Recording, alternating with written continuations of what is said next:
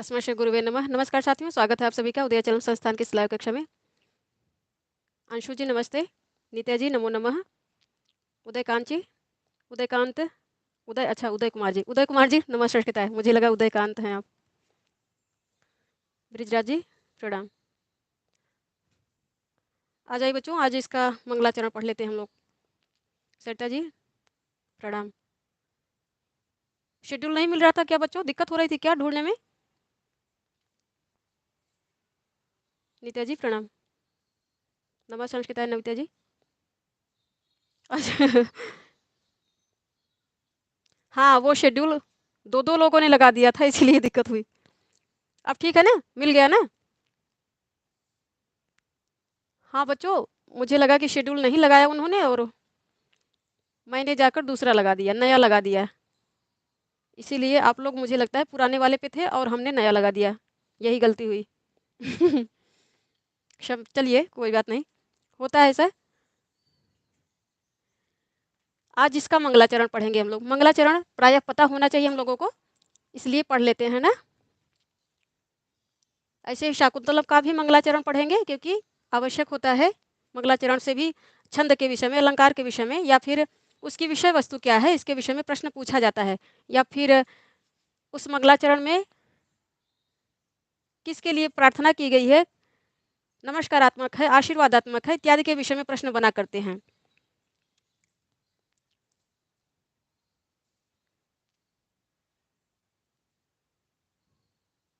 अच्छा बतियाए। रागनी जी नमस्कार। उदय कुमार, उदय कुमार, हमें लगा कि आपने उदयकांत लिखा। अच्छा उदय कुमार हैं, मैंने आपको उदय कांत कहा था, उदयकांत। चलिए पढ़ा जाए।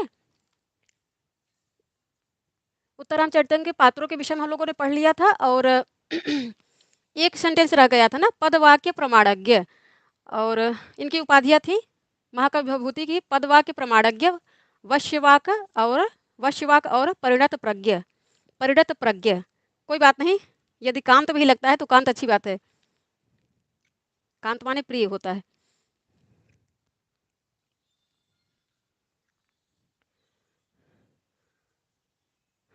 तो उस आधार पर अभी बहुत रिसर्च नहीं किया हमने, एक आध दो और राइटरों की पुस्तक ले आनी पड़ेगी।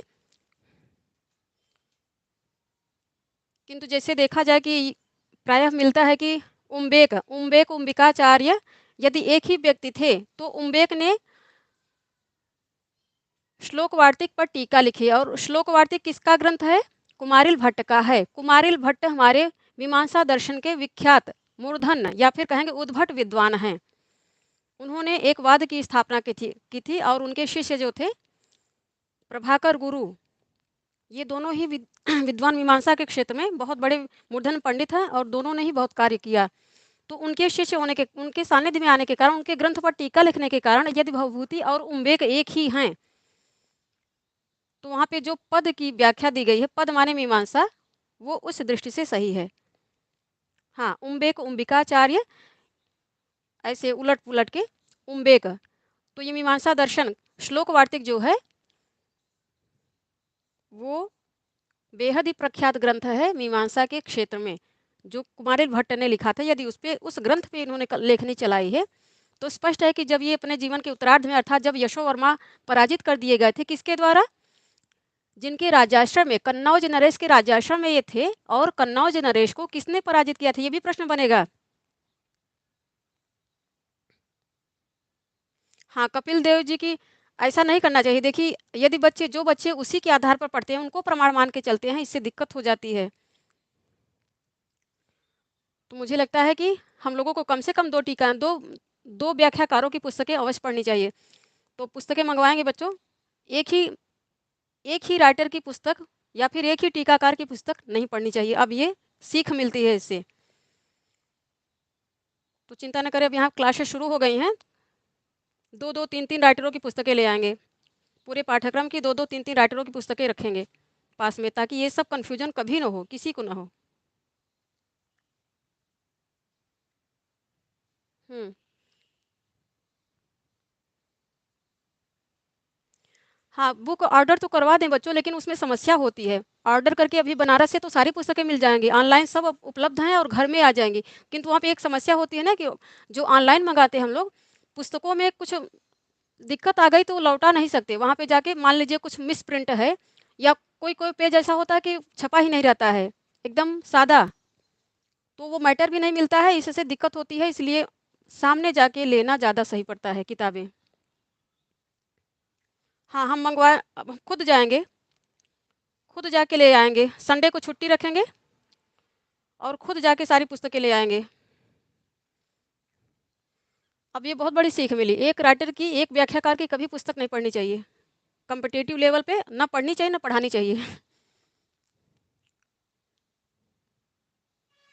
हाँ, कपिल देव जी की सही नहीं है, पूरी पूरी तरह से कपिल देव पे निर्भर नहीं रहना चाहिए। इस सेंटेंस को इन्होंने गलत ढंग से डिफाइन किया है। यदि इनको प्रमाण मार के चलें तो बच्चों को बहुत दिक्कत हो जाएगी। हाँ, इनकी इन्हीं की पुस्तक में ऐसी समस्या है ना।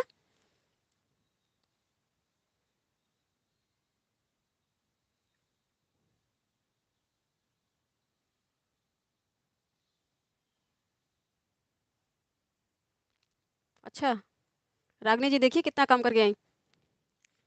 कपिल देव की उन्हीं की पुस्तक में केवल निर्भर मत रहिएगा बेटा, एकाध टीकाकार की और रखिएगा, या फिर यदि यहाँ पे प्रॉपर आ रहे हैं तो चिंता न करें, हम जो मैटर बना के देंगे, जो क्वेश्चन आंसर देंगे आप लोगों को, वो सब ऐसे ही रिसर्च करके एक दो दो दो तीन तीन राइटरों की पुस्तकों से देंगे, एक राइटर की पुस्तक से नहीं देंगे। अब ये बच्चे कह रहे हैं तारिणी झा की पुस्तक अच्छी है, जो व्याख्या तारिणी झा ने लिखी है वो अच्छी है, तो हम भी देखेंगे तारिणी झा की अच्छी है तो उनकी ले आएंगे। कपिल देव द्विवेदी जी की तो है ही पास में, और एक आध राइटर की देखेंगे दुकानों पे मिलती हैं तो। कल एक बच्ची ने बताया था कि तारिणी झा की पुस्तक ठीक है। सरिता सरिता ने क्या कहा है? हाँ, सरिता देख रहे हैं।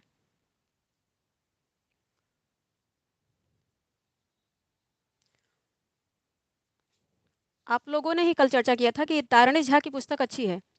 अन्य राइटर जो अन्य व्याख्याकार जो हैं, व्याख्या हैं, ये सब टीका पुस्तक तो एक ही भभूति ने लिखा, उनकी उनकी व्याख्या जो लिखी है जिन्होंने, तो व्याख्याकार में तारिणी झा वाली पुस्तक मुझे लगता है कि अच्छी होगी। उसको हम देखते हैं तो ले आते हैं।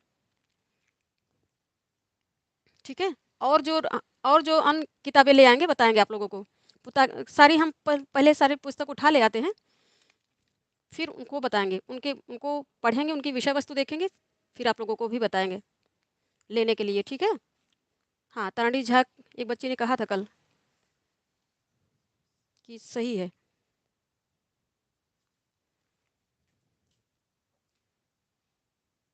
क्या?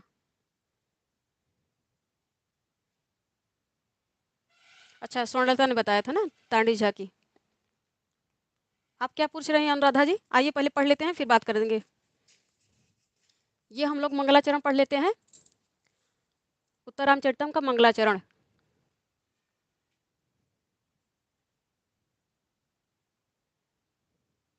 अनु जी क्या पूछा आपने? हमें समझ नहीं। अच्छा, तो अभी तो हम लोग पढ़ रहे हैं ना, टेस्ट सीरीज आप लोगों की करवाई जाएगी ना चैनल पे। तो टेस्ट सीरीज जब क्वेश्चन डिजाइन करेंगे हम ऐसे स्थलों पे जहाँ पे विवाद है, तो उनको दो तीन चार पुस्तकों से देखेंगे। तो चिंता न करें, जो क्वेश्चन करवाएंगे, जो प्रैक्टिस करवाएंगे, वो प्रामाणिक पुस्तकों से के आधार पर ही करवाएंगे। और एक बच्ची प्रतिभा कोई है क्या? आप लोग जानते हैं प्रतिभा नहीं आ रही है। रजिस्ट्रेशन करवाया है, फीस भरी है उन्होंने, लेकिन आ नहीं रहे हैं। और बच्चों जो रजिस्टर्ड हो गए हैं उदयाचलम इस टीजीटी बैच के लिए, 2023 वाले बैच के लिए, आप लोग पर्सनल रूप से अपना नंबर दे दीजिएगा। टेलीग्राम पे जाके पर्सनल, ग्रुप में मत डालिएगा, ग्रुप में नंबर ना शेयर करें, इससे प्राइवेसी भंग होगी। बल्कि पर्सनल रूप से आके, टेलीग्राम पे पर्सनल रूप से आके दे दीजिएगा। मान लीजिए कोई दिक्कत होती है, उधर टेस्ट सीरीज इत्यादि आयोजित करवाई जाएगी, तो ताकि हम ऑफिस से कांटेक्ट करवा सकें, आप लोगों से कांटेक्ट कर लें कोई दिक्कत हो तो। ठीक है। ग्रुप में नंबर शेयर मत करिएगा कोई भी।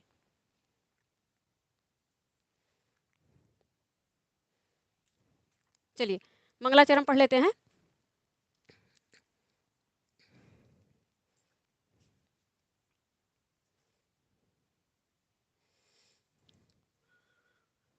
तो ये देखने से ही लग रहा है कि अनुष्टुप छंद में है ना। अनुष्टुप छंद में है तो इसका वाचन कर लेते हैं पहले, फिर इसका अन्वय करके इसका भावार्थ पढ़ लेते हैं। और और चीज़ें जो आ रही बैकग्राउंड में सब पे चर्चा कर लेते हैं। तो इदम कविभ्यः पूर्वेभ्यः नमो वाकं प्रशास्महे विन्देम देवतां वाचम् अमृतात्मनः विन्देम देवतां वाचम् अमृतमात्मनः कलाम अमृताम आत्मनः कलाम। फिर से वाचन कर देते।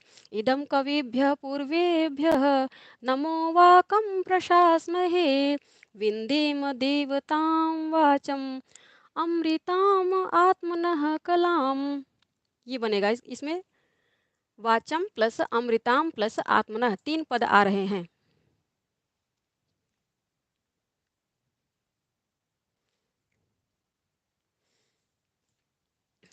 हाँ, कई लेखकों की रखनी चाहिए क्योंकि एक लेखक पर निर्भर रह गए तो आज तो हालत ये है कंपटीशन की कि यदि एक प्रश्न भी इधर उधर होता है तब भी माइनस में चले जाते हैं लोग। तो ये हो गया वाचन। वाचन ऐसे ही है, यहाँ पे 3 पद आ रहे हैं, इनका वो अन्वय कर लेते हैं। अन्वय से स्पष्ट हो जाएगा सब चीज़।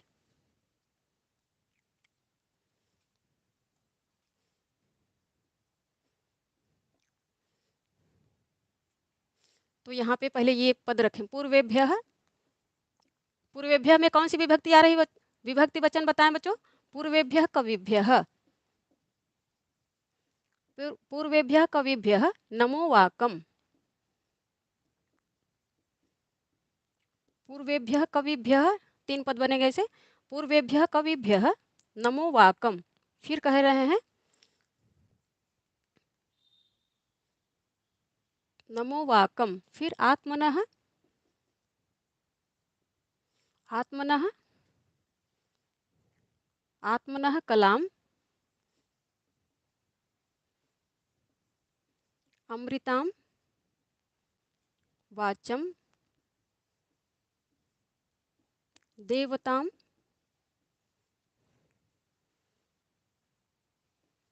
विन्देम विन्देम इदम प्रशास्महे। चतुर्थी बहुवचन आ रहा है। क्यों क्यों चतुर्थी बहुवचन आ रहा है? क्योंकि नमः नमः आ रहा है, नमः के योग में।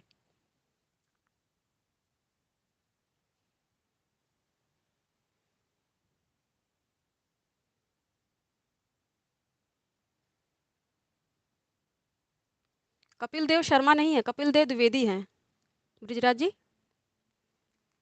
कपिल देव द्विवेदी हैं। हाँ, पुस्तक इन्होंने लिखी है। संस्कृत साहित्य का इतिहास बहुत बढ़िया लिखा है, बहुत बेस्ट लिखा है संस्कृत साहित्य का इतिहास। संस्कृत साहित्य का इतिहास मान लीजिए टीजीटी है, पीजीटी है, आप सिर्फ एक पुस्तक पढ़ लीजिए, केवल कपिल देव द्विवेदी की संस्कृत साहित्य का इतिहास पढ़ लीजिए, तो और कहीं जाने की आवश्यकता नहीं है संस्कृत साहित्य के इतिहास के लिए। हाँ, कपिल देव शर्मा शर्मा नहीं है, वो द्विवेदी हैं। हाँ, बस इस संबंध में त्रुटियां हैं, बाकी सब चीज़ें इन्होंने अभिज्ञान शाकुंतला पर भी टीका लिखी है, बहुत सुंदर लिखी है।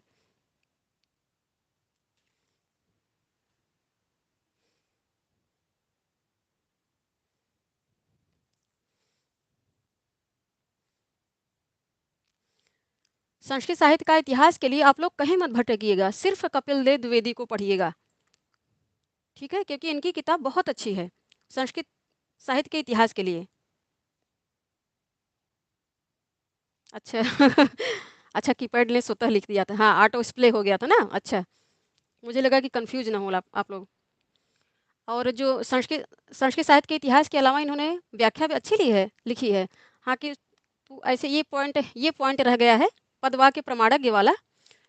और जो अभिज्ञान शाकुंतलम पे टीका लिखी वो भी बहुत अच्छी लिखी है इन्होंने।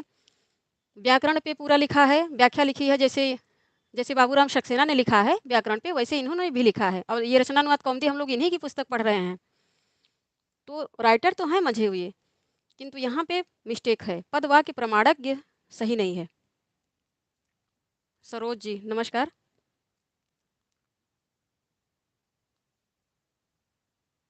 हाँ, वो ऑटो प्ले हो जाता है, कोई दिक्कत नहीं बेटा, वो समझ में आता है। संस्कृत साहित्य के इतिहास के लिए सिर्फ आप लोग कपिल देव द्विवेदी को पढ़िएगा और कुछ मत पढ़िएगा। हाँ, लघु सिद्धांत कौमुदी पे भी इन्होंने बहुत सुंदर व्याख्या लिखी है। भाषा विज्ञान बहुत सुंदर लिखा है, वैदिक साहित्य का इतिहास बहुत सुंदर लिखा है, बहुत सारी पुस्तकें लिखी हैं।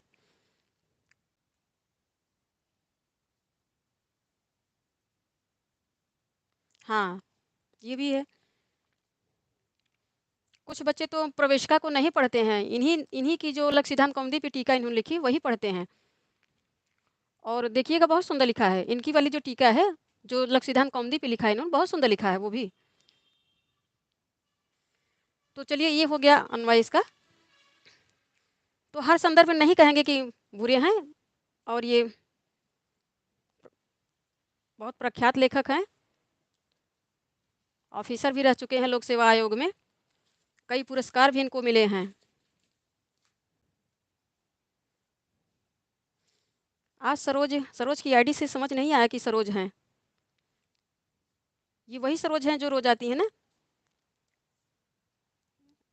सरोज किसी दूसरी आईडी से आई हैं क्या आज? अंशु शर्मा जी नमस्कार। हाँ चलिए पढ़ाते हैं।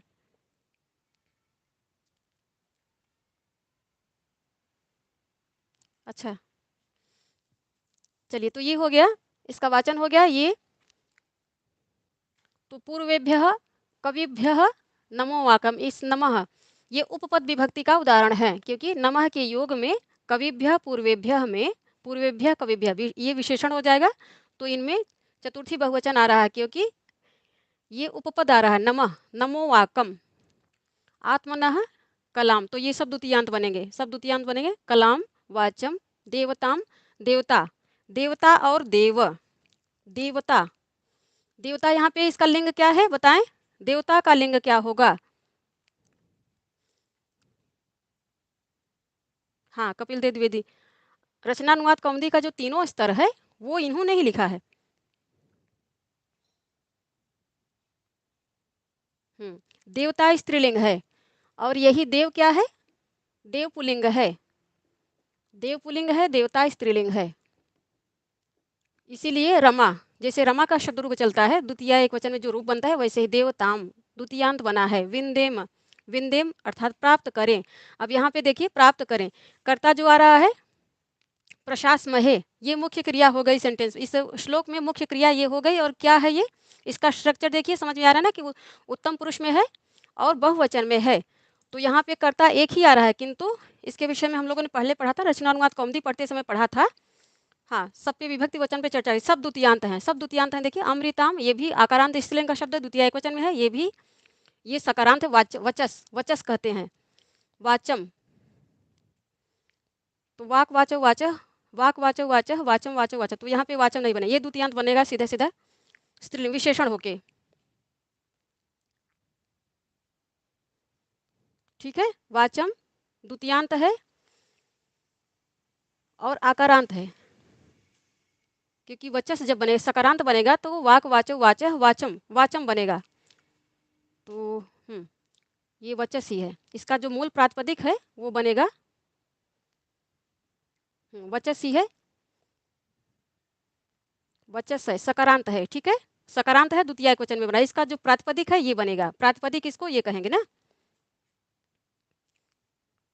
देवताम ये आकारांत है, ये सकारांत है। वाचम सकारांत है, द्वितीय एक वचन में आ रहा है। देवताम आकारांत है, द्वितीय एक वचन में आ रहा है। अमृताम तो ये भी आकारांत है, द्वितीय एक वचन। कलाम ये भी आकारांत बनेगा और द्वितीय एक वचन में। आत्मनः, आत्मनः क्या है? आत्मनः का बताएं कौन सा है?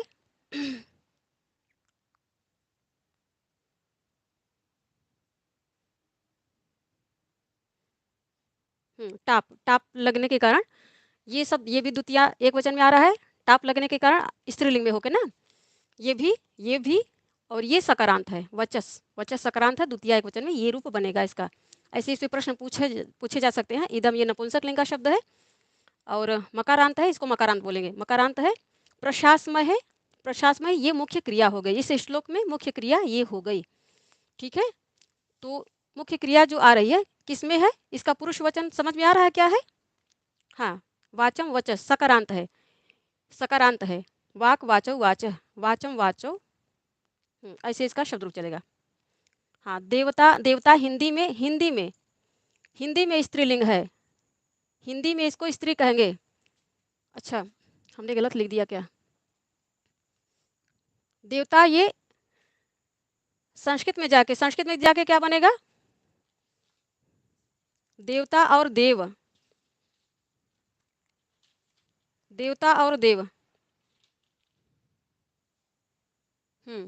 देवता स्त्रीलिंग में जाएगा कब? जब ये हिंदी में बनेगा, जब ये हिंदी में बनेगा तो स्त्रीलिंग हो जाएगा, ठीक है। किंतु यहाँ पर क्या बन रहा है? विंदेम। हिंदी में जाएगा तो स्त्रीलिंग हो जाएगा, ठीक है। इसका देखते हैं यहाँ, देवता, वाणी रूपी देवता, वाग्देवी।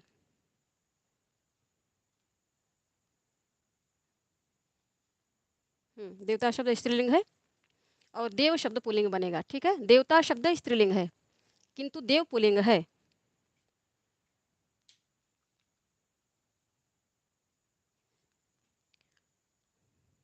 हाँ, जो आप लोग परस्पर डिस्कस कर रहे हैं इसके लिए यही कहेंगे, संस्कृत साहित्य का इतिहास के लिए कहीं मत भटकिए, सिर्फ कपिल देव को पढ़िए और एक दो रीडिंग अवश्य कर लीजिएगा हर बच्चा।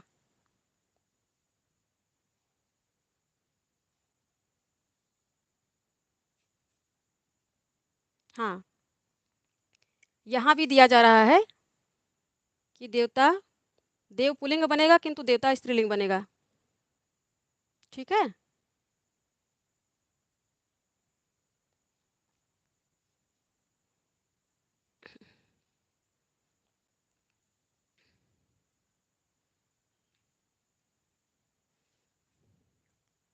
क्या संस्कृत साहित्य का इतिहास हिंदी में लिखा है बेटा?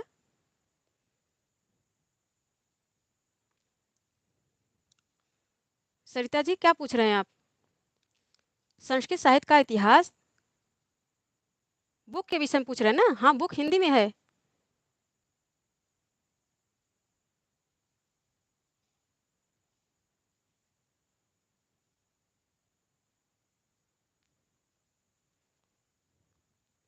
बुक के विषय में हाँ हिंदी में ही लिखा है उन्होंने, संस्कृत में नहीं है।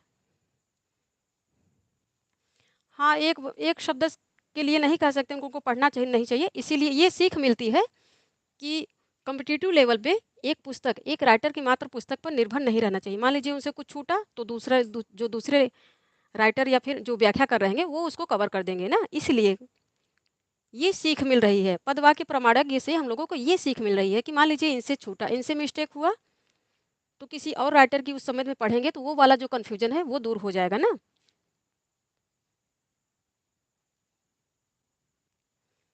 बाकी सब इनकी पुस्तकें अच्छी हैं, बहुत अच्छी हैं। हम लोग जो रचनानुवाद कौमुदी पढ़ रहे हैं इन्हीं का पढ़ रहे हैं। तो ये हो गया ना, डिस्कस इस पे हो गया। देवता, ये देवह, देवह बनेगा तो अकारांत पुल्लिंग में चले जाएगा और जब देवता बनेगा तो यहाँ पे टाप प्रत्यय हो गया ना, स्त्रीलिंग में हो जाएगा ये। तो इसीलिए यहाँ पे देवताम जो आ रहा है, देवताम द्वितीय एक वचन में आ रहा है, द्वितीय एक वचन में आ रहा है। तो ये हो गया इसका अन्वय। अन्वय पे चर्चा हो गई ना सब में। आत्मना, आत्मना ही एक रह गया ना। आत्मन, आत्मन शब्द क्या है? आत्मन शब्द क्या है? नकारांत है ना ये, आत्मन शब्द नकारांत है, बताएं। इस पे प्रश्न ऐसे बन सकते हैं। नकारांत है और नपुंसक लिंग, लिंग लिंग क्या बनेगा इसका? नपुंसक बनेगा ना। नकारांत है, नपुंसक लिंग में बनेगा। आत्मा, आत्मानव, आत्माना इसका शब्द रूप चलेगा, यही शब्द रूप चलेगा ना। हाँ, आत्मा, आत्मानव, आत्मानः ये शब्द रूप चलेगा।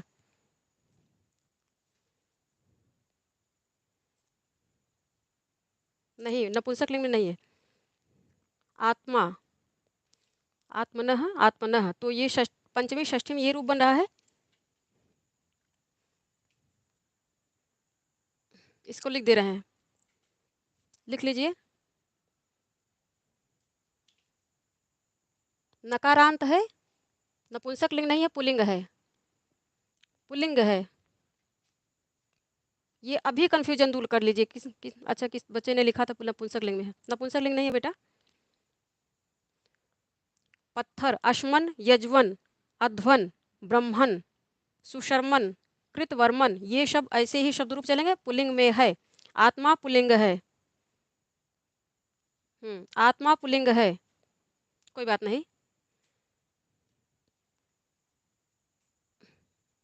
इसीलिए आपने आपने ऐसा कहा ना, इसीलिए हमें पुस्तक देखनी पड़ी। पुस्तक देखनी पड़ी ना, इसीलिए देखिए कंफ्यूजन दूर हो गया ना। देख लिया, ठीक हो गया। नकारांत है ऐसे लिख लें, ऐसे ही पदों पे, श्लोक पे लिख लें। पेंसिल से लिखिएगा।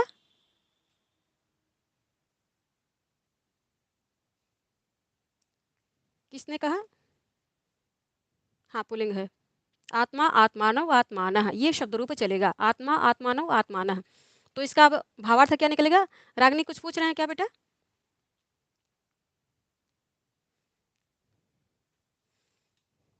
तो पूर्वेभ्यः कविभ्यः नमो वाकम आत्मनः कलाम अमृताम वाचम देवताम विंदेम इदम प्रशासमहे। तो यहाँ पे पूर्वेभ्यः, पूर्वेभ्यः से किसका बोध हो जाएगा?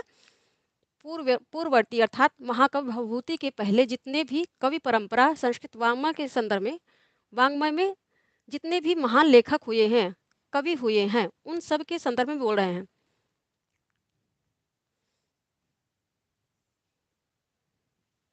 चलिए कोई बात नहीं, हम लोग डिस्कस इसीलिए करते हैं बेटा कि ये सब ठीक हो जाए। हाँ, वाल्मीकि, वाल्मीकि के बाद वाल्मीकि किस युग में थे? युग बताइए फटाक से। वाल्मीकि किस युग में थे? तो क्रम से कवियों का नाम लिया जाएगा। वाल्मीकि का युग कौन सा था? हाँ, बहुत सारे बच्चों ने कहा ना, इसीलिए मुझे लगा कि कदाचित नपुंसक लिंग में है। जब बहुत ज़्यादा मत देखा जाता है एक ही चीज़ के संदर्भ में ना, तब लगता है कि ये लोग सही बोल रहे हैं, लगता है हम ही जो सोच रहे हैं वो गलत है। फिर हमने पुस्तक देखी, अन्यथा पुस्तक ना देखना पड़ता है। कोई बात नहीं बेटा, चलिए दूर हो गया ना कन्फ्यूजन। आप सबके कमेंट देखा तो मुझे लगा कि सचमुच नपुंसक लिंग में है क्या।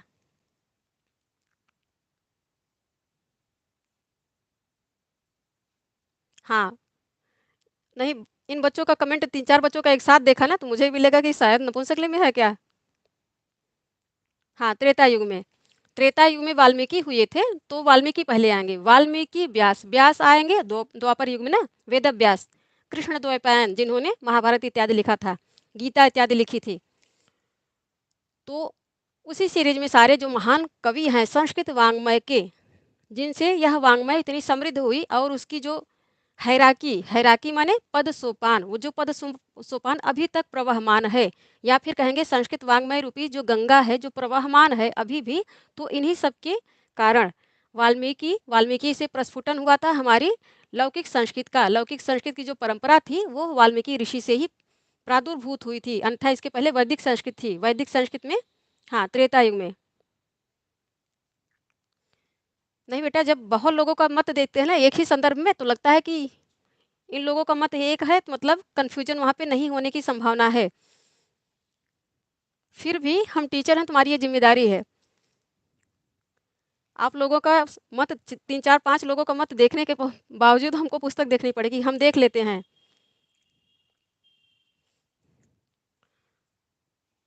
तो ठीक है, फिर इसके पश्चात लौकिक संस्कृत की परंपरा का जो प्रस्फुटन हुआ था वो महाकवि वाल्मीकि से हुआ था। वाल्मीकि से ही लौकिक संस्कृत में पद्य काव्य की रचना शुरू हुई थी, अन्यथा पहले कहा जाता है कि गद्य ज़्यादा था। वैदिक संस्कृत में देखिए, तो वैदिक संस्कृत का व्याकरण भी अलग है, उसका व्याकरण टफ पड़ता है, वहाँ पे उदात अनुदात इत्यादि चीज़ों का बहुत ज़्यादा ध्यान देना पड़ता है। हाँ, कोई भी बृहस्पति नहीं है, कोई भी आचार्य बृहस्पति नहीं है। गलती होने की संभावना, हम लोग गलतियाँ कर कर के ही सीखते हैं बच्चों, तो इससे कोई दिक्कत नहीं है, हमें कोई शिकायत नहीं आप लोगों से। हमसे भी हो जाती हैं गलतियाँ, इसलिए हमसे भी शिकायत मत पालिएगा, क्योंकि हम भी मनुष्य हैं और हम लोग परस्पर सीख रहे हैं। ठीक है बच्चों, तो यहाँ परस्पर चर्चा ही करते हैं ना, सभी हम लोग चर्चा कर लेते हैं, तभी सब चीज़ें ठीक हो जाती है ना। तो इस प्रकार लौकिक संस्कृत का जो प्रस्फुटन हुआ था, लौकिक पद्य काव्य का जो प्रस्फुटन हुआ, उसके सूत्रधार कौन थे? उसके सूत्रधार या फिर स्रोत कौन थे? महाकवि वाल्मीकि, इसलिए महाकवि वाल्मीकि को पहले आएंगे, पहले उनको प्रणाम करेंगे, फिर वेदव्यास आएंगे, क्योंकि इन्होंने पूरे वाङ्मय का विभाजन किया, उसको सिस्टमेटिक किया। किसने? कृष्णद्वैपायन वेदव्यास ने। उन्होंने गीता लिखी, सारे वेदों का 4 भागों में विभाजन किया, उनको व्यवस्थित किया। ब्राह्मण इत्यादि जो थे, आरण्यक थे, उपनिषद से सबको उनकी जो सीरीज थी पूरी, उसको बहुत ही सुव्यवस्थित ढंग से व्यवस्थित किया। और इसके पश्चात पुराण इत्यादि सब में बहुत काम चल किया इन्होंने। लेखन के क्षेत्र में जितना अभूतपूर्व काम वेदव्यास या कृष्णद्वैपायन ने किया, उतना किसी ने नहीं किया है। बहुत बड़े पहुंचे हुए सन्यासी थे, फिर भी ये दिन भर इनका यही काम हुआ करता था। और जानते हैं, ये लेखन कार्य खुद नहीं करते थे, बोलते थे, फटाक फटाक जल्दी जल्दी बोलते थे, और उसको लिखने का काम कौन करते थे? गणेश जी करते थे। गणेश जी से लिखवाते थे, खुद बोलते थे। वो लिखा करते थे, ये बोला करते थे। वेदव्यास बोला करते थे, कृष्णद्वैपायन बोला करते थे, गणेश जी लिखा करते थे। तो ऐसा कहा जाता है कि उदंती आई है।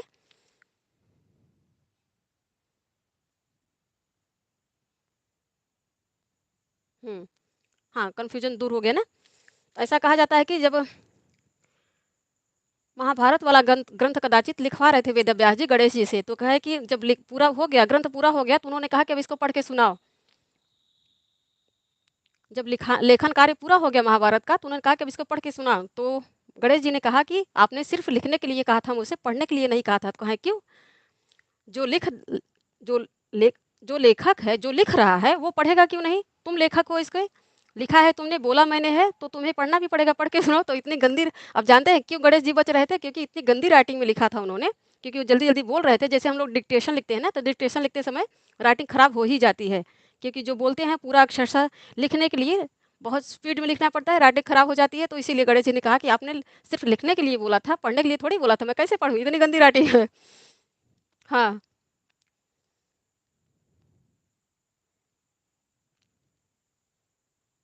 हाँ, उस समय लेखन की गति उनकी बहुत अच्छी थी, क्योंकि वो बुद्धि के देवता माने जाते हैं ना, रिद्धि सिद्धि उनकी पत्नियां हैं, और इसीलिए प्रथम पूज्य देवता हैं। हर कोई कोई भी कार्य शुरू करिए, तो हमारे यहाँ संस्कृति में ये परंपरा है कि पहले गणेश जी का पूजन किया जाता है, उनकी वंदना की जाती है। तो बहुत क्षिप्र थे, कोई भी कार्य में वो क्षिप्र बहुत थे, गणों के देवता थे। तो इसी प्रकार यहाँ पे एक चुटकी दी जाती है, किसी भी की भी राइटिंग खराब रहे तो कहते हैं कि गणेश जी हैं पूरे, क्योंकि ये पूरा महाभारत लिख दिया। जब पढ़ने के लिए कहा, तो कहा आपने सिर्फ लिखने के लिए कहा था, पढ़ने के लिए थोड़ी कहा था। अब मैं इतनी गंदी राइटिंग कैसे पढ़ूंगा? अपनी ही राइटिंग को बोले कि मैं कैसे पढ़ूंगा?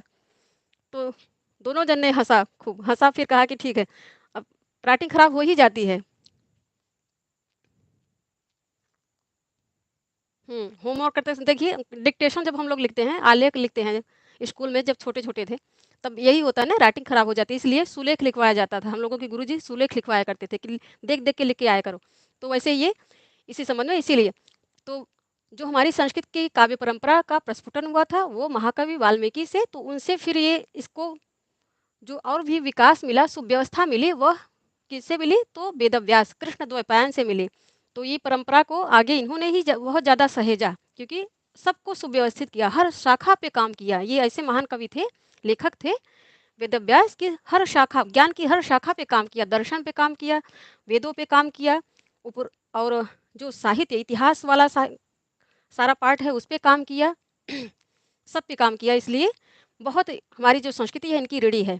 तो पूर्वेभ्य पूर्ववर्ती में वाल्मीकि, वेदव्यास इत्यादि कवियों को कविभ्य नमोवाकम प्रणाम करके, आत्मनः, तो यहाँ पे आत्मनः कलाम, परमात्मा की, यहाँ पे कहेंगे परमात्मा की कला स्वरूप, अमृताम, अमृत, अमृत का अभिप्राय है अमर, परमात्मा की कला स्वरूप अमर वाचम, वाणी या फिर वाग देवता, वाणी रूपी देवता, वाग देवता को विंदेम, विंदेम का अभिप्राय है प्राप्त करें, विंदेम प्राप्त करें, ये धातु प्राप्त करने के अभिप्राय में आ रही है। और इदम प्रशासमहे, यह प्रार्थना करते हैं। हम्म, अरे आज अंजलि जी आई हैं, नमस्कार अंजलि जी। हाँ, वंदना करते हैं, पहले कहा है कि प्रणाम, प्राप्त करें, प्राप्त करें, ऐसी ऐसी हम प्रार्थना करते हैं, वंदना करते हैं, प्रार्थना करते हैं, वंदना करते हैं। तो यहाँ पे अस्मदो द्वयेश्च, अस्मदो द्वयेश्च के कारण अहम को अहम जो एक वचन है उसको बहुवचन किया गया है। इसके विषय में हम लोगों ने रचनानुवाद कौमुदी में पढ़ा है ना कि जो आदरार्थे आदरार्थे बहुवचनम, जो आदर के अर्थ में पूज्य जन होते हैं, गुरुजन होते हैं, उनके लिए हम लोग बहुवचन का प्रयोग करते हैं। तो ये उसी के संदर्भ में आ रहा है। अस्मदो द्वयेश्च से जो ये उत्तम पुरुष बहुवचन में क्रिया आ रही है, इसी कारण आ रही है, उसी सूत्र से आ रही है। आदरार्थे से अस्मदो द्वयेश्च। अस्मदो पूरा क्या है? द्वयोश्च, द्वयोश्च, अस्मदो द्वयोश्च।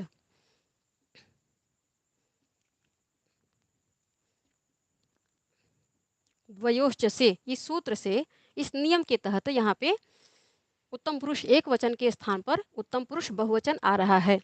तो ये इसका भावार्थ हो गया। वाचम तो वाणी की देवता, वाग देवता, वाणी के जो प्रकार होते हैं उसको अस्मदोद्वयोश्च, ये हम लोगों ने रचनानुवाद कौमुदी में पढ़ा है। आदरार्थे बहुवचनम, आदर के अभिप्राय में बहुवचन कहाँ कहाँ पे प्रयोग होता है? जब वक्ता कोई प्रख्यात व्यक्ति होता है तो अपने के स्वयं के लिए वो एक वचन से बहुवचन प्रयोग कर सकता है और किया भी जाता है। तो उसी का उदाहरण है। नीता ने पूछा था कि इसका कोई उदाहरण बताइए मैम ना, तो ऐसे ही यहाँ पे वही उदाहरण हो जाएगा। प्रशास महे, रचनानुवाद कौमुदी का कौन सा पाठ था? अस्मदोद्वयश्च। नीता ने पूछा था ना, नीता है?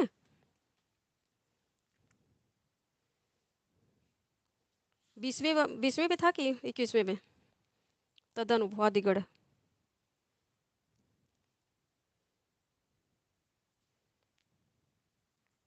आदरार्थे बहुवचनम, आदरार्थे 20वें अभ्यास में आया था। रचनानुवाद कौमुदी के 20वें अभ्यास में आया था कि आदर प्रकट करने के लिए एक के लिए भी बहुवचन हो जाता है। गुरुवः पूज्यः जैसे उदाहरण आ रहा था ना, आदरार्थे बहुवचन, तो ये उसी का उदाहरण है। अहम और आवाम के स्थान पर वयम हो जाता है। नीता है? नीता जी, इन्होंने पूछा था वहाँ की ऐसा कोई उदाहरण बताइए, तो ये वाला उदाहरण उसी का हो जाएगा। अस्मदो द्वयोश्च का उदाहरण हो जाएगा। ठीक है बेटा?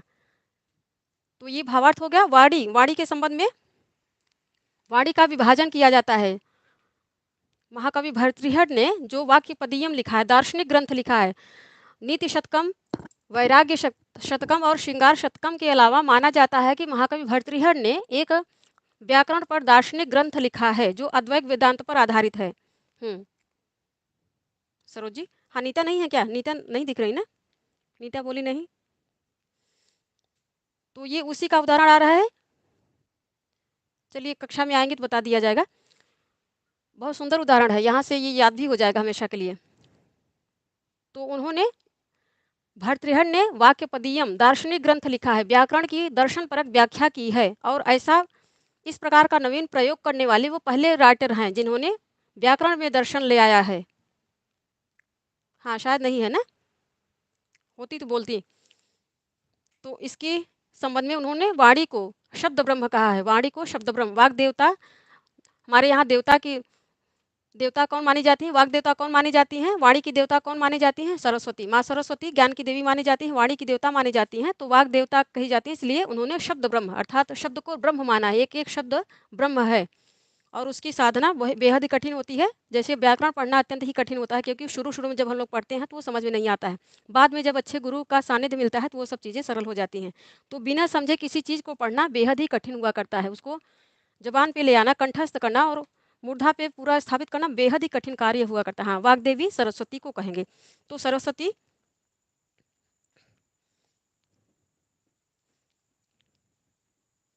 परापश्यंती, मध्यमा, वैखरी, वाणी के जो सोपान हुआ करते हैं, ये 4 सोपान होते हैं। परापश्यंती, मध्यमा, वैखरी, तो यहाँ से शुरू होगा। वैखरी, पहले वैखरी आती है, अर्थात जो हम लोग बोल रहे हैं और एक दूसरे की बात को सुन रहे हैं, एक दूसरे पे जो संप्रेषण कर रहे हैं, तो जो सुनी जा सकती है वाणी उसको वैखरी कहते हैं। ठीक है? उससे सूक्ष्म होती है मध्यमा। मध्यमा वैखरी से सूक्ष्म होती है। कैसे? जैसे हम लोग बहुत ज़्यादा आवाज़ करके ना बोले, इतना धीमा बोले कि सिर्फ जो पास में है वही सुन पाए, तब उसको मध्यमा कहेंगे। तो पहले ये वाणी होती है, काफ़ी स्थूल होती है, इससे सूक्ष्म होती है, इससे सूक्ष्म होती है मध्यमा, मध्यमा से सूक्ष्म होती है पश्यंती, और सबसे सूक्ष्म होती है परा। तो परा पर सबकी गति नहीं होती, परा पर पश्यंती और परा पर मनुष्य, साधारण मनुष्य की गति नहीं होती है। यहाँ पे गति होती है योगियों की। जो योगी जन होते हैं, तपस्वी जन होते हैं, उनकी गति इन पे जाती है। बाकी जो सामान्य मनुष्य होता है उसकी गति सिर्फ वैखरी और मध्यमा तक ही सीमित हुआ करती है। तो ये वाणी के 4 सोपान हैं, ठीक है। और इसमें क्या चीज़ है, हाँ, ग्रंथ उत्तर रामचरितम, उत्तर रामचरितम, तो उत्तर रामचरितम, इनमें समास 2 प्रकार से बनेगा। क्या इसको मिटा दिया जाए, ये मिटा दिया जाए। अभी हम लोगों को जो मंगलाचरण पर भी चर्चा करनी है, तो ये मंगलाचरण किस प्रकार का हो जाएगा, किस प्रकार का मंगलाचरण है। हाँ, वैखरी, वैखरी अर्थात जिसको सुन पाए, वैखरी मध्यमा, वैखरी सबसे स्थूल हुआ करती है। फिर वैखरी सबसे स्थूल होती है सरोज जी, उसके पश्चात मध्यमा होती है, मध्यमा के पश्चात पश्चंती होती है, सबसे सूक्ष्म जो होती है वो परा होती है। तो वैखरी सबसे स्थूल होती है। जैसे हम लोग बोल रहे हैं परस्पर, एक दूसरे की बात सुन रहे हैं, सुना रहे हैं, इसको वैखरी कहते हैं, वैखरी वाणी। नमस्कारात्मक, शाबाश। यहाँ पे इस श्लोक में नमस्कारात्मक मंगलाचरण है। क्यों नमस्कारात्मक मंगलाचरण है, क्योंकि वाणी रूपी देवता की वंदना की गई है ना, वाणी रूपी देवता की वंदना की गई है, इसीलिए यह नमस्कारात्मक मंगलाचरण का उदाहरण है। मंगलाचरण कितने प्रकार के होते हैं, मंगलाचरण 3 प्रकार के होते हैं ना। मंगलाचरण, इसको ऐसे लिख लीजिए, नमस्कारात्मक, नमस्कारात्मक, आशीर्वादात्मक, आशीर्वादात्मक और वस्तु निर्देशात्मक, वस्तु निर्देशात्मक। 3 प्रकार के मंगलाचरण होते हैं। 3 प्रकार के मंगलाचरण होते हैं। तो जहाँ पर अपने इष्ट देवता, जिनके हम भक्त हैं या फिर जो जिनसे हम प्रेम करते हैं, जिस देवता से प्रेम करते हैं, जिनकी क्षमता पर भरोसा करते हैं, जिन पे अटूट आस्था होती है, उनके लिए यदि हम नमस्कार करते हैं, नमस्कार अर्पित करते हैं, तब ये नमस्कारात्मक मंगलाचरण हो जाएगा। तो यहाँ पे नमस्कारात्मक मंगलाचरण क्यों है, क्योंकि वाणी रूपी देवता की वंदना की गई है। वाणी रूपी देवता की वंदना की गई है, तो इसको नांदी भी कहते हैं, नांदी कहा जाता है। काव्यशास्त्रियों की दृष्टि में इसको नांदी कहते हैं।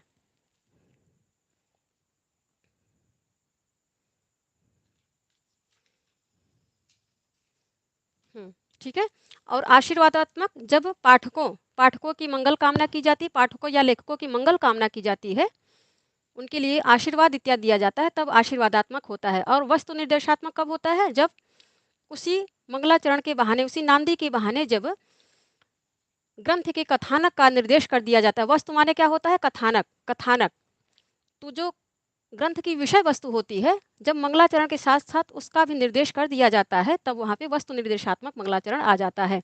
तो कभी कभी ग्रंथ में एक ही मंगलाचरण आता है, कभी कभी 2 आते हैं। तो ऐसी प्रसंग होता है कि ये बंधन नहीं है कि एक ही मंगलाचरण, एक ही प्रकार का मंगलाचरण आए। तो तीनों ही एक साथ भी आ सकते हैं, 2 एक साथ आ सकते हैं, एक अकेला आ सकता है, इसमें कोई बैंडेज नहीं है ना। तो जैसी कवियों की उस समय मनस्थिति होती है और जैसा उनका अभिप्राय होता है पाठकों में संप्रेषण का, उसी आधार पर वो लोग नांदी किया करते हैं, नांदी या मंगलाचरण किया करते हैं। तो कोई बैंडेज नहीं है कि एक ही आए, ठीक है। वो विषय वस्तु और ग्रंथ की प्रसंग के अकॉर्डिंग ये सब साथ भी आ सकते हैं, एक साथ 2 भी एक साथ आ सकते हैं, एक अकेला भी आ सकता है, कोई भी मंगलाचरण। किंतु मंगलाचरण किया अवश्य जाता है, क्योंकि हमारे यहाँ ये नियम है कि ग्रंथ के प्रारंभ में, ग्रंथ के मध्य में और ग्रंथ के अंत में मंगलाचरण अवश्य किया जाता है। क्यों किया जाता है, क्योंकि इससे जो लेखक होता है, जिसने इतने परिश्रम करके ग्रंथ लिखा है, उस ग्रंथ का लोक में प्रचार होता है, विस्तार होता है। तो इससे कवि की जो कीर्ति होती है, कवि का जो यश होता है, वो लोक में फैलता है। तो इससे कवि का भी भला होता है और जो पाठक उस ग्रंथ में परिश्रम करते हैं उनका परिश्रम सफल हो, इसलिए मंगलाचरण। तो लेखक या फिर राइटर जिन्होंने इतना परिश्रम करके इतनी मेहनत से वो ग्रंथ लिखा है उनका यश लोक में हो, और जो पाठक हैं जो जो उसके श्रोता हैं पाठक हैं, तो उस ग्रंथ के संदर्भ में जो उन्होंने परिश्रम किया उनका परिश्रम सफल हो। तो कुल मिला के पाठक और लेखक दोनों का ही परिश्रम सफल हो ग्रंथ के संबंध में। लेखक है तो उसके लोक में कीर्ति बढ़े और पाठक है तो उनका उस पर ग्रंथ पे अधिकार हो, इसीलिए मंगलाचरण किया जाता है। कब? आदि में, मध्य में और अंत में। तो ये 3 प्रकार के मंगलाचरण हो गए और इसमें नमस्कारात्मक मंगलाचरण है। एक प्रश्न और बनता है कि इसमें जो नांदी आ रही है वो कौन सी है? कितने पद वाली नांदी आ रही है उत्तरामचरितम में, क्या ये पता है ना? कथा का जहाँ पे संक्षेप में उल्लेख कर दिया जाए, वस्तु माने कथा। द्वादश पदा, इस पे कहेंगे द्वादश पदा नांदी। द्वादश पदा नांदी आई है उत्तरामचरितम के मंगलाचरण में। ठीक है, तो ये हो गया एक फैक्ट। ये दूसरा हो गया, नमस्कारात्मक मंगलाचरण किया गया है उत्तरामचरितम में और द्वादश पदा नांदी आई है।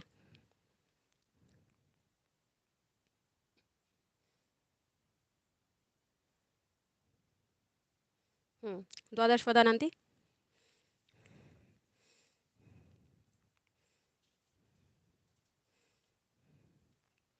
और इसमें छंद अनुष्टुप है, सीधे सीधे पता चल रहा है, अनुष्टुप छंद है। और इसका ग्रंथ का निर्वचन कैसे हो रहा है?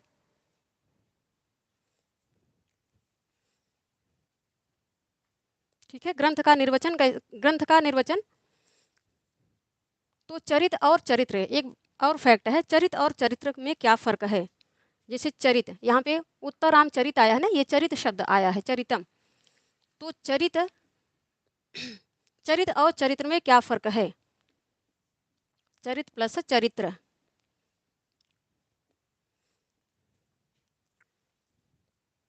ठीक है, चरित का अभिप्राय है किसी की जीवनी, पूरी जीवनी कह दीजिए आप, जैसे ऑटोबायोग्राफी इसको कहते हैं, जीवनी। उसको चरित कहेंगे कि उनमें उन्होंने जीवन में क्या क्या किया, कौन कौन सी उपलब्धियां पाई, क्या क्या अच्छा हुआ, क्या बुरा हुआ इत्यादि, सब ये सब बातें जब डिटेल में लिखी जाती हैं उनको चरित कहते हैं, जीवन चरित्र उसको बोल सकते हैं आप।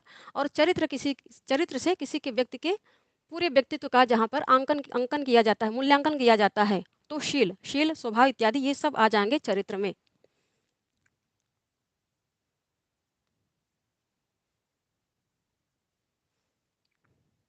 ठीक है, चरित्र और चरित्र में ये फर्क है।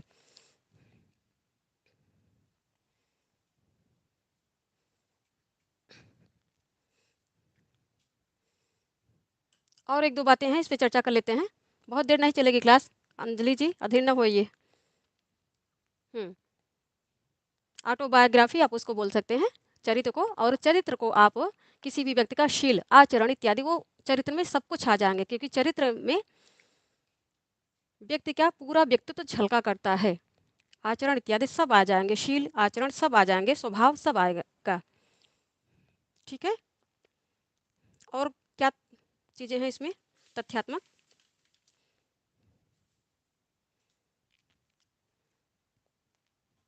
यहाँ पे रामचरितम आ रहा है, रामचरितम ना, रामचरितम, रामस्य चरितम इति रामचरितम। तो इसमें क्या बनेगा? षष्ठी तत्पुरुष बन जाएगा।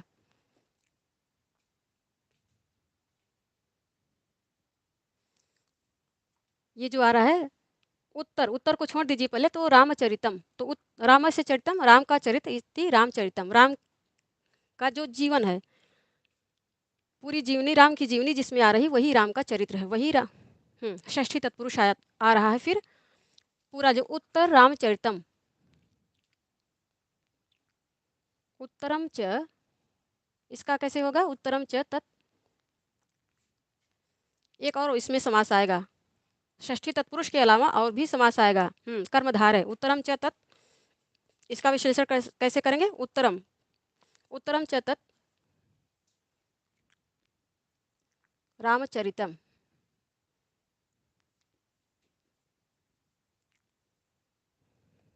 ठीक है, उत्तरम च तत् रामचरितम इति उत्तरामचरितम। तो इस प्रकार इसमें कर्मधारय बन जाएगा उत्तरम च तत् रामचरितम इति उत्तरामचरितम। तो कुल मिला के इसमें कर्मधारय आएगा और क्या चीज़ें आ रही है, हाँ, उत्तरामचरितम, उत्तरम च तत् रामचरितम इति उत्तरामचरितम। ठीक है, इसको मिटाते हैं।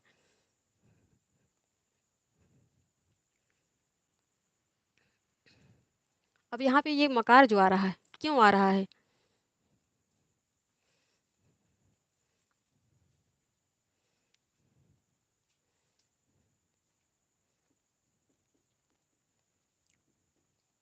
उत्तर रामचरित प्लस अड़, अड़ प्रत्यय लग रहा है, तो अड़ का आकार शेष बचता है। ठीक है, अड़ का आकार शेष बचता है।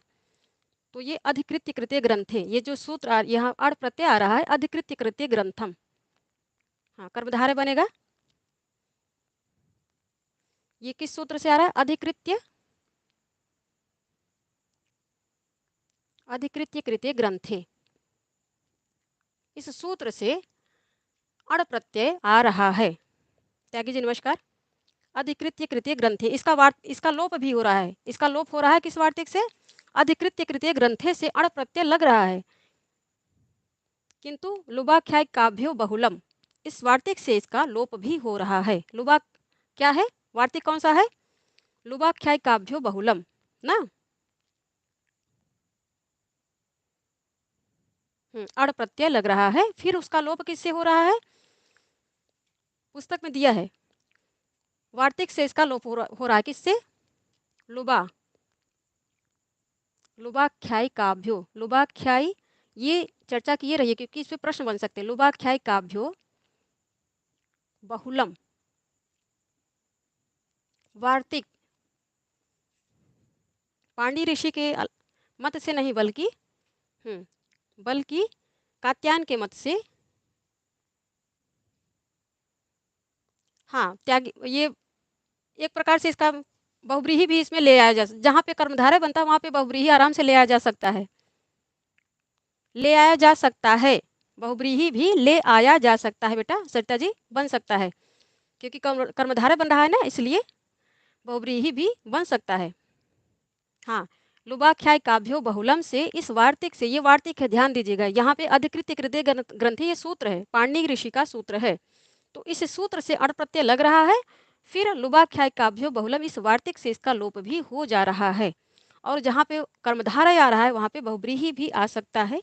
तो इसको भी पुस्तक में ही दिया है, कपिल देव द्विवेदी वाली पुस्तक में ही दिया है कि उत्तरम रामचरितम यस्मिन तत्, उत्तरम रामचरितम यस्मिन तत्, देखिए सीधे सीधे बहुब्रीही बन गया ना।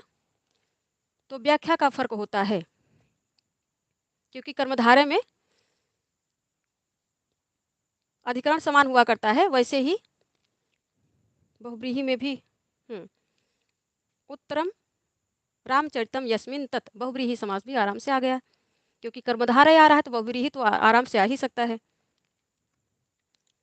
विनीता जी नमस्कार। विनीता जी 10 तारीख से हायर की कक्षाएं चलेंगी, दोपहर में चलेंगी, आइएगा। हायर की कक्षाएं शुरू हो रही हैं 10 मई से, पीजीटी की भी शुरू होगी। तो हायर में हम लोग पहले पीजीटी में पढ़ेंगे कारक प्रकरण, सिद्धांत कौमुदी के अनुसार कारक प्रकरण पढ़ेंगे। आप सब आइएगा जो टीजीटी में बच्चे हैं, और हायर में शुरू करेंगे सांख्य कारिका।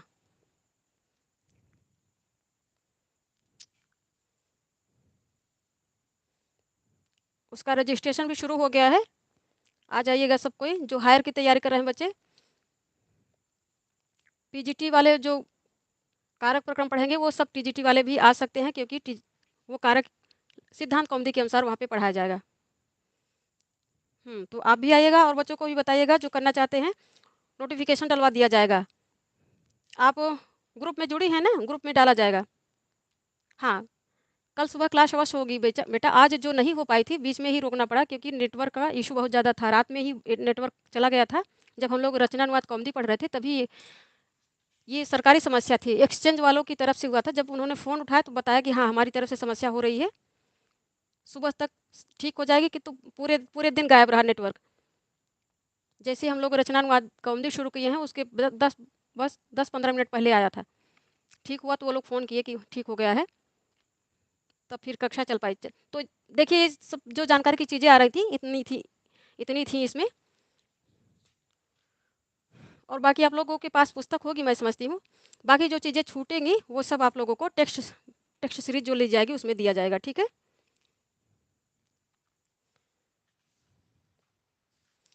तो आज सब पे चर्चा हम लोगों ने कर लिया है, कल से आ जाएंगे मूल मैटर पे, 6 अंक पे आ जाएंगे, तीसरे अंक पे। ये पढ़ना जरूरी था क्योंकि मंगलाचरण है और ये ग्रंथ है भले ही तीसरा अंक है हम लोगों के पाठ्यक्रम में, किंतु मंगलाचरण से प्रश्न उठते हैं। तो ये नमस्कारात्मक है, द्वादश पदानांदी आ रही है, निर्वचन भी हम लोगों ने पढ़ लिया आराम से। मंगलाचरण 3 प्रकार के होते हैं, इस पर भी चर्चा कर ली। वाग देवता की वंदना की गई है, इसीलिए नमस्कारात्मक मंगलाचरण है। हम्म,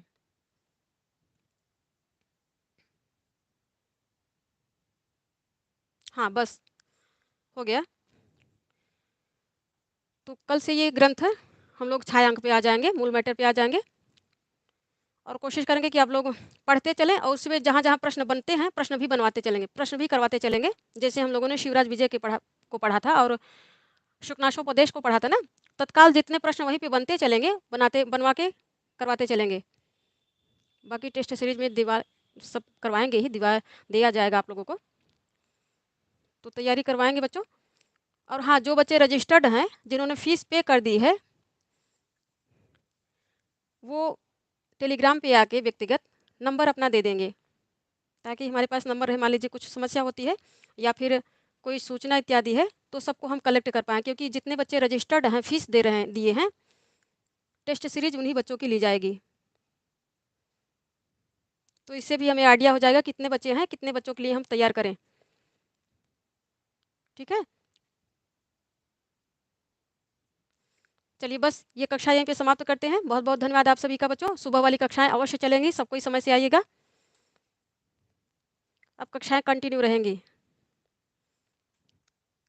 यदि सरकार की तरफ से कोई दिक्कत नहीं हुई तो ना। हम्म, आप सबका भी बहुत बहुत धन्यवाद। आप सभी को शुभ रात्रि बच्चों।